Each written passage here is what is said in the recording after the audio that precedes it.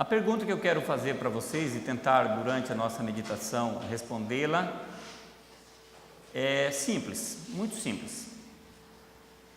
Como que nós percebemos o cuidado de Deus na nossa vida? Pare e faça essa pergunta para você. Como que eu percebo o cuidado de Deus na minha vida? Porque é bem possível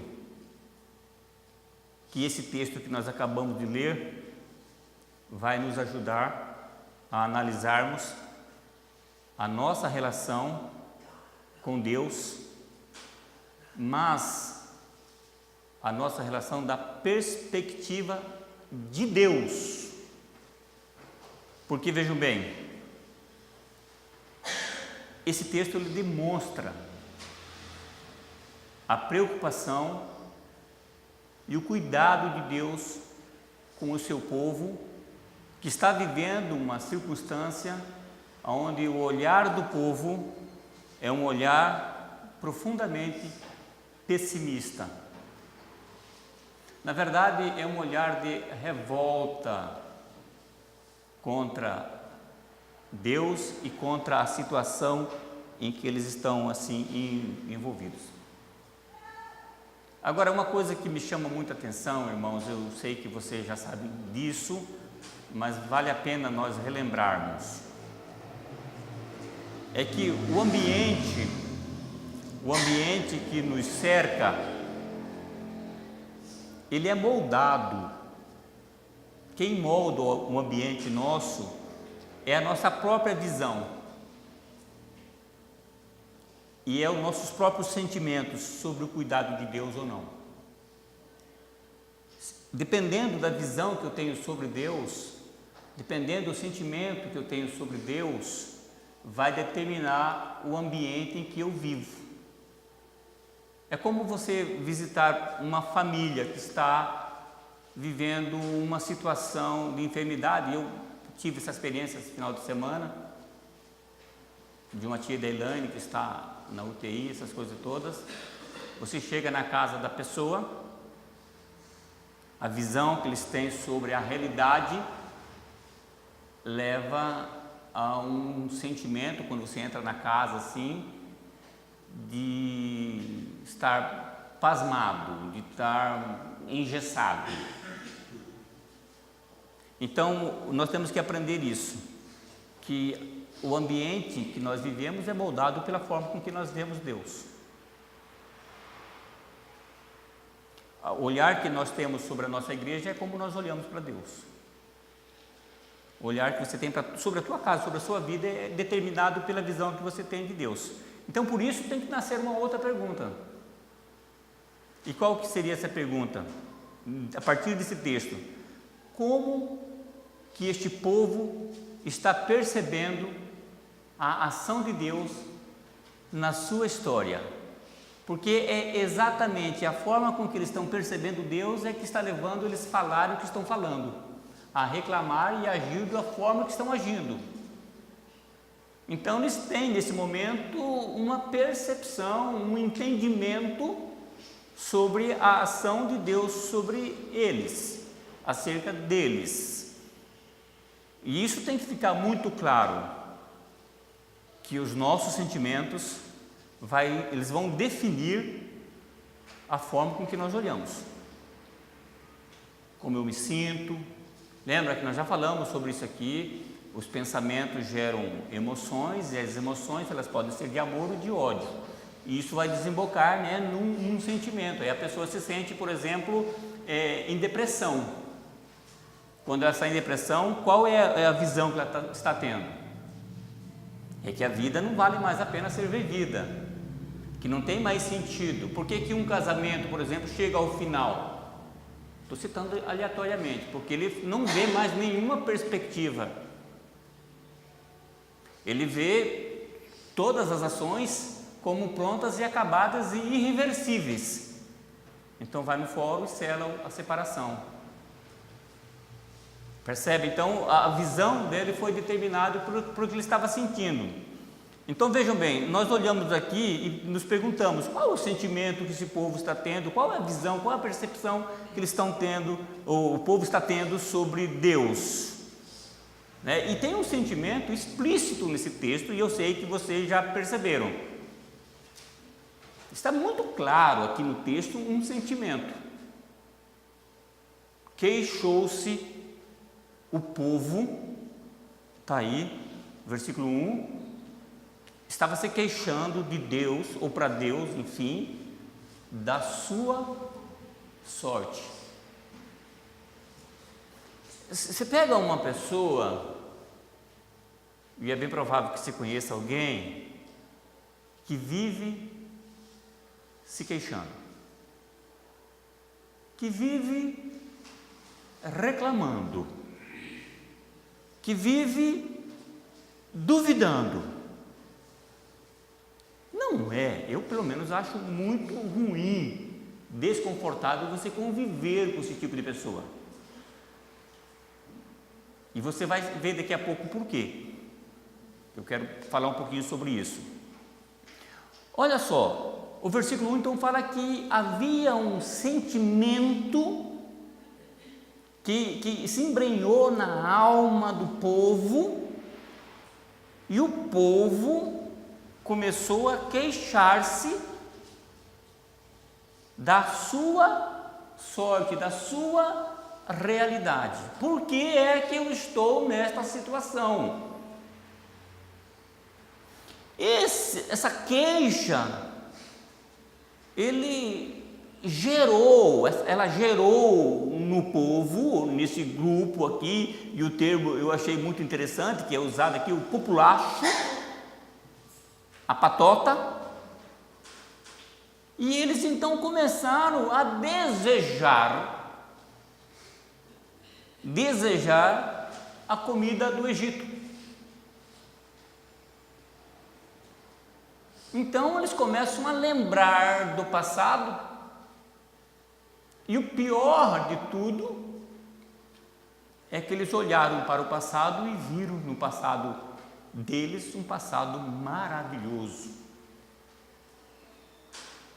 E para quem já leu a história da libertação do povo de Israel do Egito, sabe que o passado não foi um passado maravilhoso. Mas naquele momento de queixa, eles começam a ter uma experiência de inversão de valores. Aquilo que era mal e continuava sendo mal, foi começando a ser percebido como algo bom,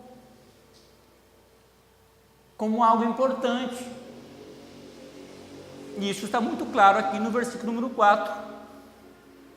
E eles chegam a dizer que aquela comida que eles comiam no Egito, eles usam a frase: comíamos de graça. Nós comíamos cebola no Egito, pepinos no Egito, carne no Egito, peixe no Egito, alho silvestre no Egito, de graça. Veja como que a coisa, o poço vai se aprofundando. Aí o lamaçal, aquilo que Davi diz, né?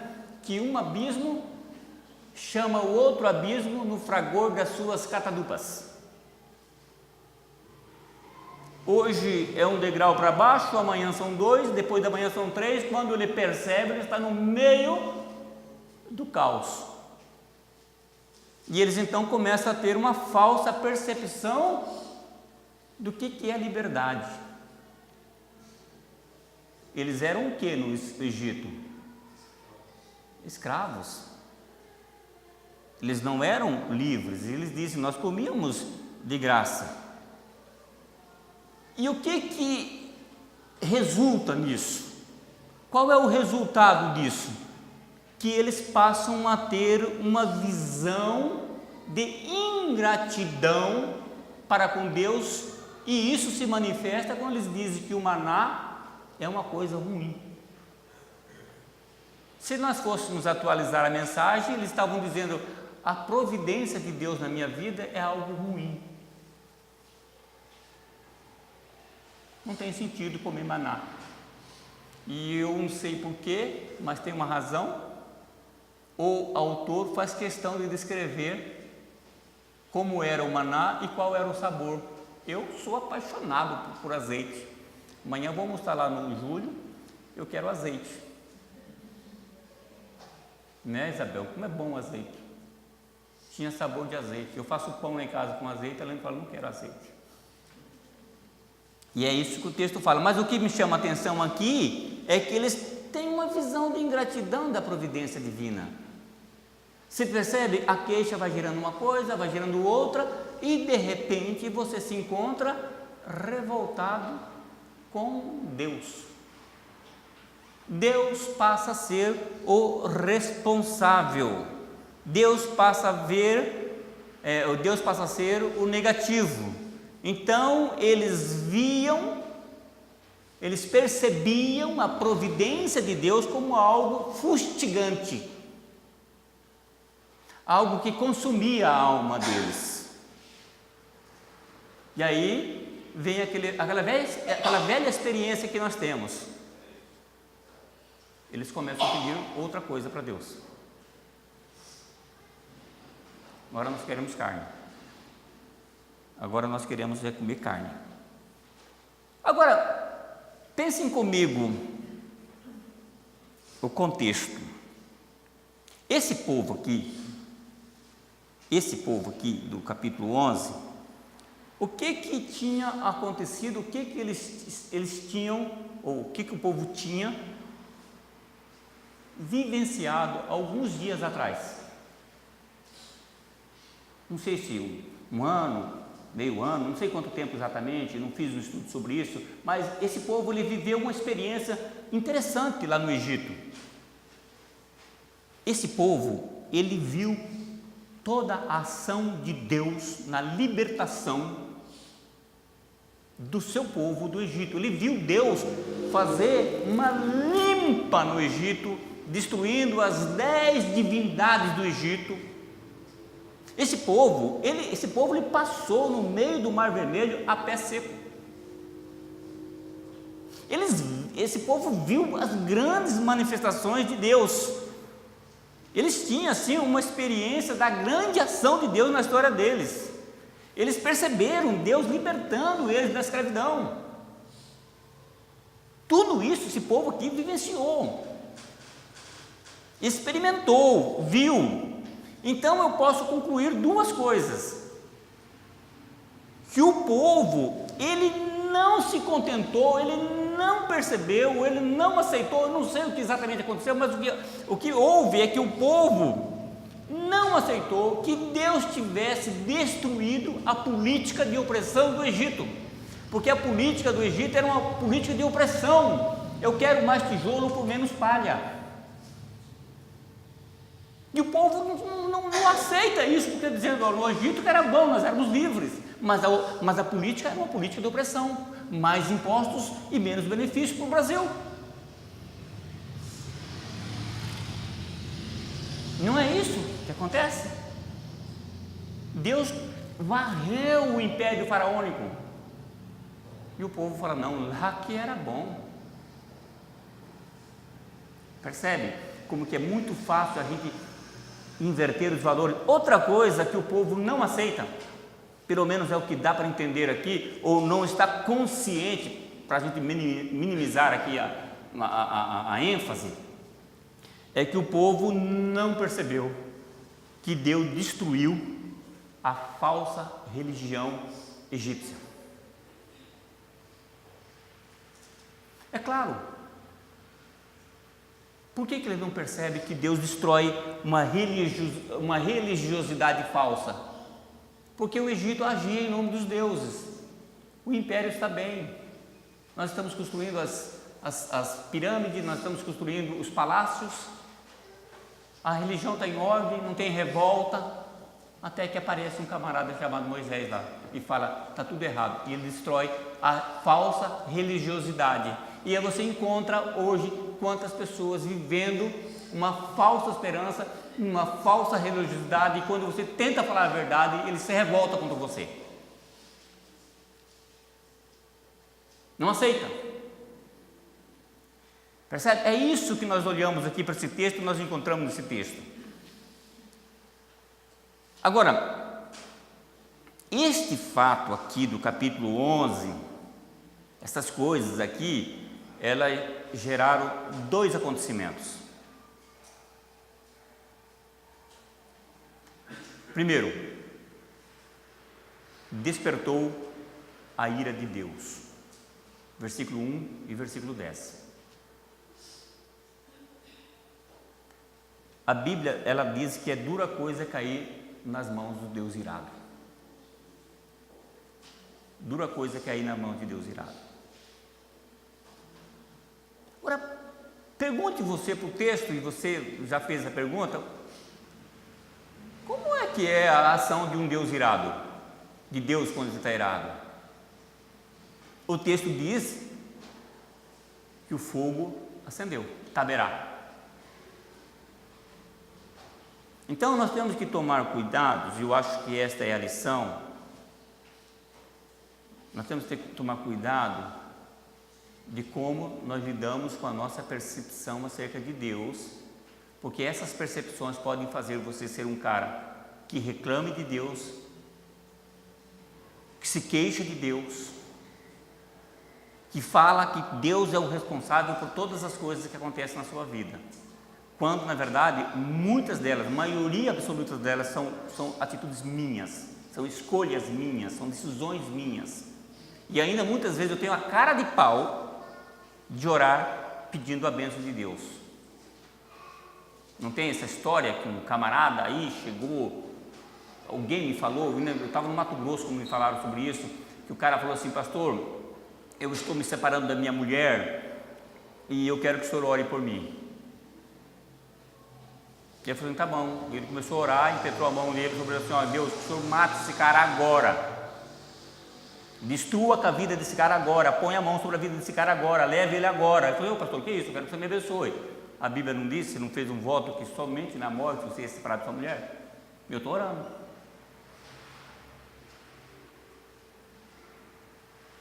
Percebe? Então, essa atitude aqui, pensada ou impensada, independe para nós nesse momento. O que nos interessa é que aconteceu, gerou a ira de Deus. Em compensação, a ira de Deus, no versículo 2 e 3, despertou medo no coração do povo. Vocês lembram da famosa frase dita, não sei por quem, não sei quando, chegou até mim há muito tempo atrás, que se a igreja fosse mais fiel, ela seria mais perseguida, ou se ela fosse mais perseguida, seria mais fiel. O problema é que nós estamos vivendo um cristianismo meio barato. Mas nós olhamos para esse texto aqui e percebemos, e o texto diz que o povo chorou. O povo chorou. E o que isso demonstra? E a pergunta que você tem que fazer: por que o povo chorou? Chorou porque o povo estava amargurado. Pense comigo, se nós fôssemos definir a palavra amargurado, vem da palavra o quê? Amargo. Havia algo amargo na alma desse povo, algo que trazia um sentimento de estar azedo, algo que significava: nós estamos doentes, nós estamos nos queixando. Isso me remete lá para a famosa palavra de Deus para Caim: Caim, por que você anda irado? Por que e parece que o texto hebraico fala assim, o pecado jaz na porta do seu coração. E é interessante que o texto hebraico lá, no grego está traduzido assim: o pecado está no seu coração e a ti cumpre dominá-lo. Se você proceder bem, serás aceito. Se tu procederes mal, não serás aceito. Não era nada a ver com tipo de oferta, era tipo de procedimento. O pessoal fala aí é porque não ofereceu sangue. A lei não tinha sido instituída ainda. Não era o que estava definido ainda. E mesmo depois da lei se institui oferta de azeite, de coisas assim, de farinha, essas coisas. Então era questão de coração. O que faz com que nós adoecemos, irmãos, é o nosso coração. Por isso que a palavra fala: tudo que se deve guardar, guarde o teu coração, porque dele procedem as fontes da vida. Provérbios 4, 23. Então vejam bem, o povo está amargo, o povo está descontente, o povo está revoltado, está reclamando da sorte, não somos felizes. Eu não estou feliz, eu preciso de algo, eu quero comer, eu quero carne. Esse maná aqui é uma coisa fustigante, não aguento mais comer miojo, quero algo mais. E o que acontece? Eu vejo aqui, irmãos, algumas lições, para a gente caminhar aqui para a conclusão. Primeiro, precisamos conhecer, isso é uma coisa sua, irmão, sua, só você, individualmente. Pega o número do teu CPF, assim, meu CPF, eu preciso conhecer a origem da minha incredulidade. Por que muitas vezes eu me torno incrédulo em relação às coisas de Deus? O que está por trás disso? Eu duvido, eu acho que Deus não vai fazer. Qual é a origem da incredulidade? E olha só, o texto diz como agia o populacho. O populacho queria dizer para Deus que ser escravo no Egito é melhor do que ser livre no deserto. É muito melhor ser escravo no Egito, fazer mais tijolo, comer nas palhas. É muito melhor apanhar, mas pelo menos no final da noite nós temos peixe para comer. Mas a que preço? A que preço? Mas ser livre no deserto, com Deus providenciando? Não aceitamos. Então, busque esse entendimento. Qual é a origem da nossa incredulidade? Por que nós muitas vezes nos tornamos incrédulos? A segunda lição que eu vejo, que a incredulidade é uma atitude que desacredita Deus. A incredulidade diz: Deus não é possível, Deus não consegue fazer isso. Ele envilece, ele empobrece o caráter de Deus. Você começa a ver Deus como um tirano, você começa a ver Deus como um Deus caprichoso, que voltou as costas para você. Você diz assim, já orei tantas vezes, eu já jejuei tantas vezes, e Deus não está fazendo nada. Nós já estamos aqui nesse deserto, já estamos caminhando, já estamos cansados e Deus não tem feito nada, porque nós queremos comer carne e não tem carne nesse deserto. Eu quero voltar para o Egito. Então, a incredulidade é uma atitude que faz você acreditar que Deus não é capaz de fazer algo novo. E o pior de tudo que eu vejo aqui, que a incredulidade é uma coisa extremamente contagiante. Coloque no meio dessa igreja um incrédulo, ele começa a contagiar, ele começa a agir e tentar demonstrar. E o pior de tudo, que a incredulidade é capaz de atingir os cristãos mais consagrados possíveis. E eu falo isso por quê? Porque o texto está dizendo isso. O texto está dizendo que Moisés falou: Senhor, estou quase concordando com esse povo, estou achando pesado demais, está difícil, Senhor, por que o Senhor não me mata? Está aí o reverendo com 50 anos de ministério, é um peso lutar contra o incrédulo, e é isso que Moisés está vivendo. Faz com que a força interior dos maiores cristãos se esvai. Porque incrédulo começa a falar, e começa a falar, e começa a encher, e começa a dizer, e você visita, não resolve, você visita, não resolve, e você vai, não resolve, e você ora, não resolve. Aí você começa e chega a uma conclusão de que Jesus estava muito certo ao dizer que você não deve jogar as tuas pérolas aos porcos.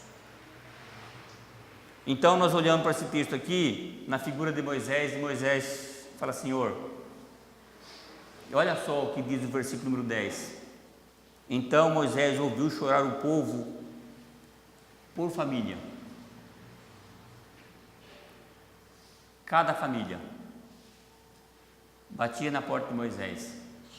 Moisés fechava a porta da tenda e ia tomar um cafezinho. Outra família: queremos carne. Outra família: queremos carne. E aquilo começou a ser um peso na vida de Moisés. E Moisés vai dar uma lição fantástica, e eu quero encerrar com isso. A grande diferença do incrédulo para o verdadeiro cristão está no versículo 14. Moisés falou: Senhor, sozinho eu não posso, eu preciso de ajuda. Eu acho que essa é a moral da história. Nós precisamos pedir ajuda para Deus. Precisamos chorar um pouco mais no altar de Deus. E o que me chama a atenção, é lógico, eu não li o texto porque é um texto extenso. Aqui, Deus levanta 70 auxiliares para Moisés. A lição é óbvia. Você tem que pedir para Deus ajuda, mas pense com crença, com fé, que Deus vai ajudar. Também, o texto demonstra que Deus, após isso, vai enviar as codornizes. É interessante o texto, porque dizem que quando choveu codornizes, teve gente que comeu ao ponto de vomitar. Então se imagina, os fomeados comendo sem equilíbrio, como alguns cristãos hoje em dia, que não tem limite.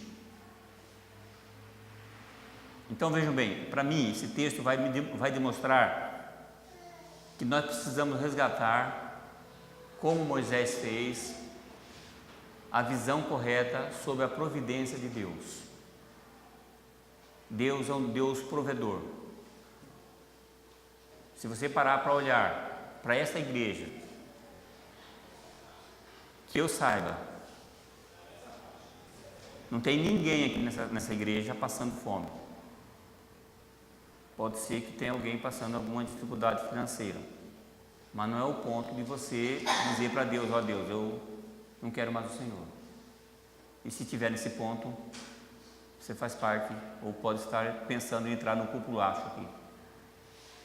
Mas o fato é que, para mim, esse texto demonstra que Moisés, ele quase, como diz lá o Salmo 73, quando eu contemplei e olhei a sorte do ímpio, que prospera em tudo, quase me resvalaram os pés. Então eu atinei para a palavra do Senhor. E Moisés então lhe lembra: Senhor, sozinho eu não posso. E Deus providencia. Esta é a moral. A percepção que nós temos que ter sobre Deus é a percepção que Moisés teve, de pedir ajuda, de clamar pela ajuda do Senhor, e o Senhor responder positivamente, levantando 70 auxiliares e trazendo as codornizes. Então que o Senhor nos abençoe e desperte em nós um olhar novo sobre a providência dele. Não há, eu já falei isso aqui, nenhuma situação que seja irreversível aos olhos de Deus. Que Deus nos abençoe, que nos dê graça para nós continuarmos firmes diante dos desafios que nós temos na nossa caminhada cristã. Amém.